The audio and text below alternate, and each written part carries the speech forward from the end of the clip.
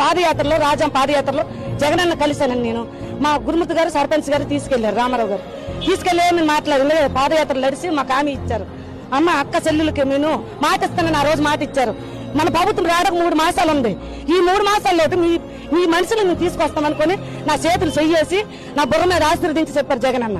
జగనన్న చెప్పినట్టు కూడా ఆధార్ కార్డులు ఇవన్నీ పెట్టుకుని ఢిల్లీకి తీసుకెళ్లారు మాకు సర్పంచ్ గారు.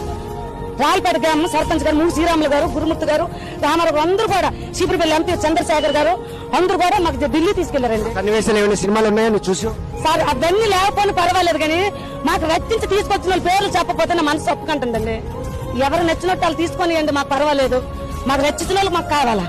మాకు ఎవరు సినిమా మా స్టోరీ లేకపోయినా పర్వాలేదు, కానీ సినిమా వాళ్ళు నచ్చినట్టు తీసుకుంటారండి. ఒక మచ్చిరేసిన గ్రామం పేరు వచ్చినట్టు అది చాలండి మాకు.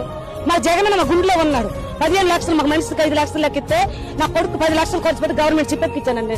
నా జగనన్న వల్లే నాకు ఇంకా ఎవరెవరు పేద పరిస్థితిలో దొరికిపోయాను. 15 లక్షలు ఇచ్చారు జగనన్న అంటే నా కొడుకు కాల్ మీద నిలబెట్టాను. 2 పిల్లలు ఉన్నారు, ఏదో జాబ్ ఇవ్వాలంటే మా జగనన్న ఇస్తాడండి.